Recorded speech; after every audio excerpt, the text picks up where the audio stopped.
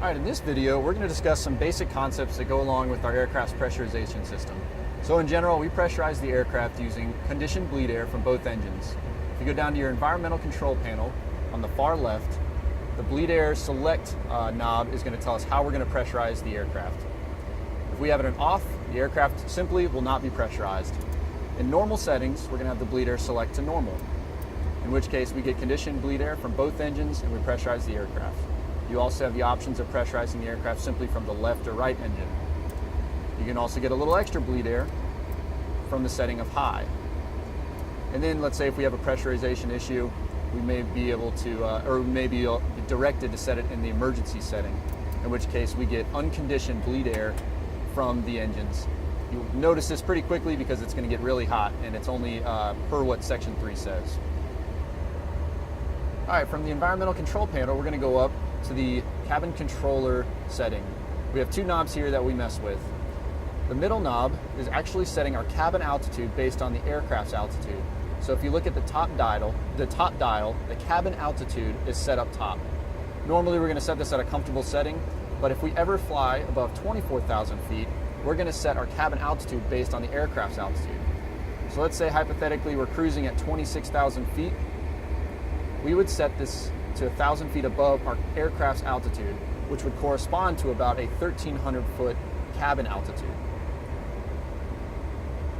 Next, we're going to go down to the rate of change knob on the bottom left, and normally we set this to about the 10 o'clock position. Now this is going to tell us the rate at which the cabin altitude climbs, and it has no effect on the aircraft's performance or how the aircraft is climbing itself. Next, we're going to go to the manual pressurization control. Now there's two settings that we're going to use, full increase and full decrease. Let's say your climb out today requires a little extra bleed air. You're going to be in full decrease, which pretty much opens the outflow valves, setting an equilibrium to the cabin altitude to the outside altitude.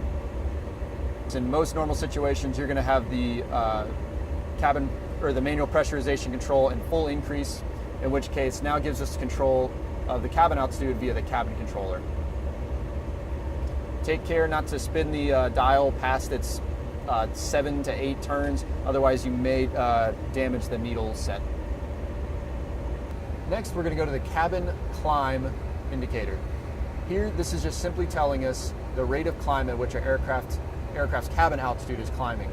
So if we see the needle going up, that just means our cabin altitude is climbing. And if we have the needle set to about the 10 o'clock position, we should see about a 500 foot per minute climb. Anything higher than that, you may have a leak in which the cabin altitude is climbing at an abnormal rate, and you should open up Section 3 and make sure that there's nothing going on. Next, we're going to the right dial. This is simply telling us our cabin altitude in relation to the pressure differential. So a lot of times you'll hear instructors say, big guy chasing little guy. The big needle is telling us our actual cabin altitude of the aircraft. The little needle is telling us the pressure differential. Now, the pressure differential is redlined at 9.1 psi, but you won't get an annunciator that says cabin pressure high until 11 plus or minus 1 psi differential. In the aircraft, as you're flying, you just in generally want to make sure that the big guy is chasing the little guy and that your cabin altitude is not exceeding anything abnormal. In our route of flight or our normal day-to-day ops, we're usually about sea level to 2,000 feet. Maybe in some cases if we fly as high as 28,000 feet. Now once you take off, the after takeoff checklist directs you to check the cabin pressurization. As a pilot monitoring, you're going to make sure the bleed air is in the normal position, your manual pressurization is in full increase, and then you're going to take your cross-check from the cabin controller up to your gauges. Here you want to make sure that the cabin climb is nice and comfortable at 500 feet per minute. Then you're going to go to your cabin altitude gauge. Your cabin altitude should be low for your setting, and your pressure differential on the little gauge should be climbing. So now we're pressurized in the climb. Non-standard, we're going to show you what happens if we stop pressurizing the aircraft. So we're going to take the manual pressurization to full decrease. You're going to see that the cabin climb rate is climbing exponentially. And you're also going to look at your cabin altitude indicator.